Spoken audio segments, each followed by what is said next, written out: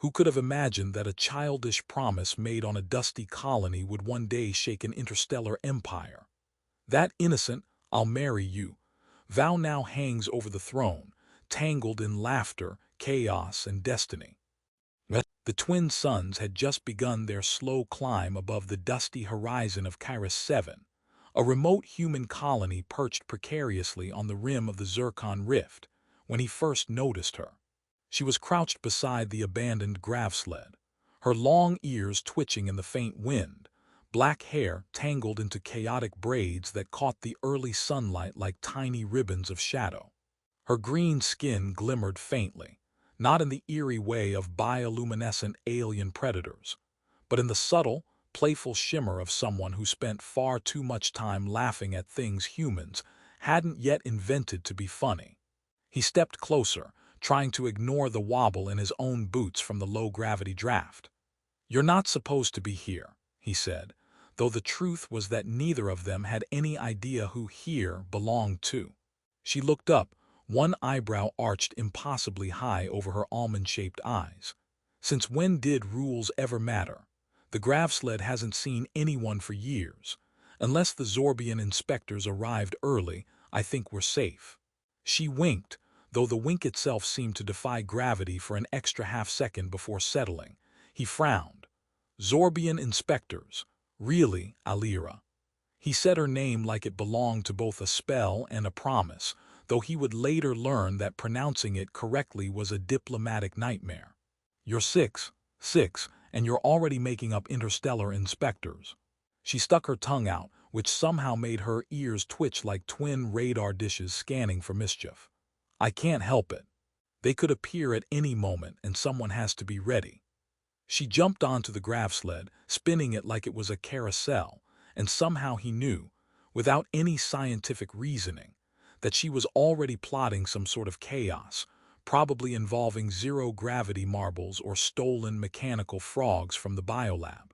"Alira, get down, you're going to," he stopped, because she had already leapt into the air, landing perfectly in the dirt with the grace of a gravity-bending gymnast. She raised her hand. "Don't worry, I calculated the trajectory." She grinned, as if his logical cautions were only a minor nuisance in the grand equations of fun. He exhaled through his nose, which was the closest he ever came to sighing in the low-density atmosphere. "One day," he muttered almost unconsciously, "I'm going to marry you, no matter what crazy empire you run someday." She froze mid-twirl, her ears twitching in a way that suggested either amusement or mockery. "You promise?" she asked, the seriousness in her voice completely at odds with the silliness of her current predicament. A twirling, dirt-streaked, green-skinned child. "I promise," he said, though neither of them could imagine how a promise made in a dirt field under twin suns might someday echo across light years and political treaties. They spent the rest of the day in a kind of cosmic chaos only children could manufacture. They climbed the jagged crystal formations that jutted out like alien teeth, racing to see who could reach the top without slipping on the occasional slick patches of mineral dust. She laughed when he fell and got a shard stuck in his hair, and he retaliated by flicking dust at her, which somehow glowed faintly and created tiny sparkles in the afternoon light. At some point, she claimed a rock as her royal scepter, which he promptly turned into a dangerous alien weapon by pointing it at her in mock terror. They shrieked and ducked behind boulders, pretending that the invisible Zorbian inspectors were taking notes, while the wind carried their laughter like a broadcast signal across the barren valley. By the time the suns had begun their slow descent, painting the horizon in molten gold and violet, they were sprawled on the ground, exhausted and filthy. He turned to her, brushing a streak of mineral dust off her cheek, and realized she was staring at him with eyes so sharp and calculating that they seemed older than their years. "Do you think," she asked suddenly, "we'll still be friends when we're older, when you're grown and I'm Empress Alira of something?" Her voice, though playful, had an undertone that tugged at his chest like a gentle warning. He laughed, though it came out more like a nervous cough. "You'll probably be too busy ruling planets or negotiating with hyperintelligent cephalopods, and I'll be, well, probably failing spectacularly at something boring like managing mining equipment. She tilted her head, considering this. Then I expect you to fail spectacularly.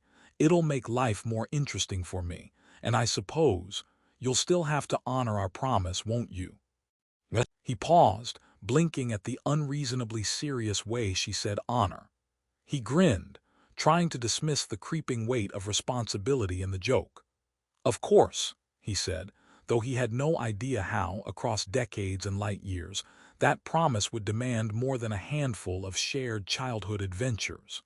Night fell slowly, the twin moons casting their pale, eerie glow across the jagged landscape. Somewhere in the distance, the hum of the colony's life support systems provided a low, constant rhythm to the otherwise wild wilderness.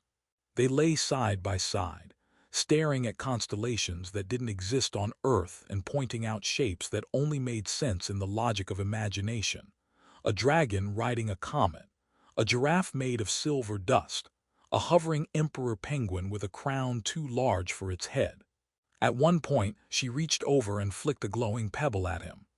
"Catch it," she commanded, and when he did, it exploded into a harmless burst of sparkling mist. He sputtered, coughing through laughter, and she doubled over, her ears quivering with delight. "See," she said, her black hair spilling over her shoulders, glinting green in the moonlight. "Life is better with a little chaos." He nodded, the simplicity of the statement hiding the truth he didn't yet know. That chaos would follow them, across star systems and empires, into corridors of power and beyond. But here, now, it was just two kids lying on alien soil, dreaming impossible dreams and making promises that might someday shape galaxies. As they finally trudged back toward the colony, Alira carried her royal scepter, like it was an artifact of immeasurable importance, and he pretended to bow, his knees nearly collapsing under the weight of gravity that wasn't quite real. "One day," he muttered again, more firmly this time, "you and I will see this through." She laughed, flicking the scepter toward him like a wand. "Then I expect you to fail spectacularly," she said again, as if making cosmic humor a lifelong tradition. And he realized, with a mix of dread and exhilaration, that he would. Because if there was one thing certain about Alira, it was that life with her would always be extraordinary, absurd, and utterly unavoidable. Even at 6 years old, amid alien landscapes, glowing dust, and improbable promises, he knew that this was the beginning of something far larger than either of them could imagine. An adventure that would stretch across light years, empires, and decades, all tied together by a single, ridiculous vow whispered under twin suns. The grav sled sat abandoned once more, a silent witness to their childish schemes, its metal shell reflecting starlight as if winking knowingly at the two children who had unknowingly bound themselves to the universe in laughter, mischief, and a promise that neither time nor gravity could undo. The first time he set foot on the Imperial cruiser, he wondered if anyone had warned him that galactic politics came with more blinking lights than brains. The corridors stretched endlessly, polished surfaces, reflecting holographic projections of planetary systems in constant orbit. He had been summoned, though the invitation itself had been delivered in a tone that suggested either extreme courtesy or imminent doom. He wasn't sure which.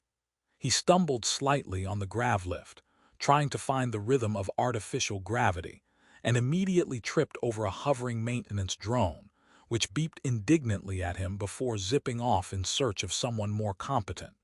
Alira awaited him in the central hall, her presence commanding enough that even the drones seemed to pause mid-flight, uncertain whether to continue their work or bow politely. She had grown into her role in ways he had never imagined. Her green skin glowed faintly under the hall's ambient lighting, adorned with ceremonial markings that pulsed subtly, an alien rhythm that signified rank, mood, or possibly a warning. Her black hair was braided intricately now, gleaming like strands of midnight woven with starlight, and her long ears twitched with a precision that suggested every movement was intentional, every flick a signal to someone or something. Out of sight. He hesitated at the threshold, unsure whether to bow, salute, or simply dive for cover. "Alira," he said cautiously. The words caught in his throat as she lifted a single finger in mock reprimand, her expression a mix of amusement and mild exasperation. "Careful, human," she said, her voice a blend of silk and steel. "You are not in the mining colony anymore. Remember, one false move and the court interprets it as treason or poor taste, sometimes both." She smirked, and his shoulders relaxed slightly. Humor, he realized, was still part of her, even as empress. The hall was filled with courtiers, advisors, and beings whose forms defied conventional anatomy, yet who bowed in perfect unison at her presence. Each wore an expression of polite terror, tempered by fascination, and he quickly learned to navigate this delicate dance. Not too formal, not too casual, and definitely don't trip over a levitating briefcase. Alira guided him to a side chamber that overlooked the city planet below, its surface a swirl of bioluminescent flora and metallic towers. "I trust the journey was unpleasant?" she asked, voice dripping with mock concern. He considered admitting that he had almost become impaled by a malfunctioning transport conduit, but opted for a diplomatic cough instead. "Minimal injuries," he said, trying to sound casual. "Mostly ego damage." She laughed, a sound that carried easily through the chamber, bouncing off walls like a gentle warning that she had not lost her taste for chaos. "Good. I would hate for my future consort to arrive mangled before the ceremony of recognition. Though," she added, glancing at him sharply, "you do have a certain charm when scrambling." They walked through halls that seemed alive, walls projecting images of historical conquests, treaties, and occasionally, alien memes that he was certain were meant as intimidation. One projection showed an ancient general riding a bioengineered, four-legged aquatic creature through a desert storm. He chuckled nervously, wondering if laughing would be considered insubordination. Alira's long ears twitched. "Do not laugh too hard. Some consider that a declaration of rebellion." He swallowed, trying to suppress a grin. "I'll try to contain my human sense of humor." She raised an eyebrow. "Bold, dangerous, admirable." The day stretched onward, filled with introductions, awkward handshakes, or tentacle touches in some cases, and telepathic greetings he had not anticipated. He discovered that the court had a peculiar sense of humor itself. One counselor insisted that every decree be read aloud in a sing-song voice before being translated across the empire. Another had apparently trained miniature robots to perform interpretive dances representing interplanetary tax reforms. Alira herself chuckled at both incidents, her long ears flicking in amusement, signaling that she enjoyed seeing him flustered. Lunch was an event unto itself. He tried alien cuisine for the first time, a soup that seemed to float above the bowl in suspended gelatinous spheres, each one pulsing faintly with bioluminescence.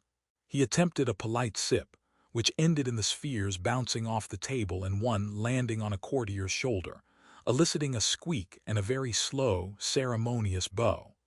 Alira's laughter echoed down the hall, bright and unrestrained. "You humans have no sense of delicacy," she said, her voice dancing with humor. "It's endearing." After the meal, they strolled across the balcony overlooking the city planet. The twin moons rose, casting silver light that made the towers glint like scattered stars. "Remember," Alira said softly, though there was mischief in her tone, "our childhood promise. Don't think I've forgotten it just because I'm now empress." He tried to meet her gaze, but her eyes seemed to contain entire nebulae, swirling with memories, intelligence, and the faint trace of a smirk he remembered from long ago. "I haven't forgotten," he said, though he felt the absurdity of the statement pressing against the enormity of the court, the empire, and the vast machinery of diplomacy surrounding them. She leaned closer, lowering her voice. "Promises have weight, human, some weigh more than entire fleets." He swallowed, though he tried to keep his expression light. "Then I hope I brought enough muscles and wit to carry it." She laughed again, a sound that made even the floating banners flutter as though caught in a gust of playful wind. Wit is useful, muscles sometimes overrated, but don't worry, I enjoy watching you struggle. It's educational. Hours bled into days as he navigated the court, finding humor even amidst the most serious of moments. A council session debating interplanetary trade regulations descended into chaos when one delegate sneezed telekinetically, sending papers and small objects flying in a glittering arc. Alira's laughter rang out above the pandemonium, and he found himself laughing, too, despite the absurdity of arguing over fiscal policy while dodging airborne quills. In quiet moments, away from the grandeur and absurdity, she would guide him through the intricacies of her rule. She showed him star maps, demonstrating the delicate balance of planetary economies, military patrols, and alien diplomacy. She explained the subtleties of cultural traditions that stretched across light years, occasionally pausing to add, with a grin, and never underestimate the power of a well-placed joke. Even empires need laughter. At night, when the formalities ended, they would retreat to the observation deck. He watched her silhouette green skin gleaming softly in the ambient light, long ears brushing against the frame of the window as she traced constellations only she could name. She would nudge him with a shoulder, teasing about how he still didn't understand alien astronomy, and he would pretend to be offended, though secretly he cherished the touch and the familiarity of those small, human-alien moments. Through it all, he realized that life at the heart of an empire was unpredictable, often ridiculous, and frequently terrifying, but it was also profoundly alive. The promise they had made in a dusty field on a remote colony years ago had not faded. It had followed them across galaxies, threading through bureaucracy, strategy, and humor alike. And somewhere in the interplay of seriousness and absurdity, he understood that he and Alira were bound not just by a childhood vow, but by a shared ability to laugh at the universe, even when it insisted on testing them at every turn. By the time he was called to formal dinner with the Imperial Council, a gaudy affair involving levitating trays, iridescent beverages, and a choir of telepathic dolphins, he had learned to anticipate the unexpected. When a minor diplomatic crisis erupted over the misplacement of a ceremonial crown, Alira handled it with the poise of an empress and the grin of the mischievous girl he had known, flicking her long ears and whispering, "See, chaos makes life fun." He chuckled, realizing that despite the dizzying spectacle, the layers of politics, and the weight of the galaxy pressing down, the essence of Alira remained unchanged. Fierce, brilliant, endlessly mischievous, and entirely unpredictable. And as he navigated the hallways, courtiers, and floating hazards, he found himself smiling at the thought that maybe, just maybe, the promise of childhood laughter could survive even the cold machinery of empire. For in a universe where stars could burn out in a heartbeat and empires could rise or fall on the whim of a single vote, humor remained a rare, precious weapon. And in Alira's hands, it was as sharp and dangerous as any blade or fleet. The final summons came in the form of a small, blinking orb that rolled across his quarters, chirping insistently. He bent down, scooping it up, and a holographic projection shimmered into being. Alira, floating slightly above the floor, long ears twitching as if the gesture itself were a formal greeting. Her green skin glowed softly under the ambient lighting, black braids falling over ceremonial armor that somehow combined elegance and menace in a way only an empress could manage. She tilted her head, one eyebrow arched, and said simply, "It's time." He groaned, flopping onto the edge of the gravity-adjusted bed. Time for what? Another council of floating bureaucrats debating the ethical treatment of star whales. He tried to make it sound casual, but the tremor in his voice betrayed him. She narrowed her eyes. "You'll see. And yes, your sarcasm will be noted, catalogued, and possibly auctioned as evidence of human charm." She laughed, the sound bouncing off the walls in a way that almost made him forget the enormity of the occasion. He stood, smoothing out his jacket that seemed suddenly inadequate, feeling the weight of the empire pressing in on him in a way that was somehow both literal and symbolic. The council chamber was immense, a circular expanse with floating platforms and holographic displays depicting planetary alignments, trade routes, and security grids. Delegates hovered politely, their alien forms twisting and glinting under the light as if trying to impress without causing offense. Alira led him to the center of the room, the twin moons casting silver light through the wide observation windows. "Do not be intimidated," she whispered, though her smirk suggested that she expected exactly the opposite effect. The session began with customary pomp, delegates presenting reports on resource allocations, starship fleet readiness, and diplomatic relations with newly contacted civilizations. A minor dispute erupted almost immediately when a representative from a water world objected to the interpretation of a centuries-old treaty. Papers, holograms, and one very offended miniature drone began circling in a chaotic ballet. He whispered to Alira, "I think that drone just filed a formal complaint against me." She chuckled, her long ears twitching. "Do not worry, they do that to everyone. It's part of the charm of bureaucracy."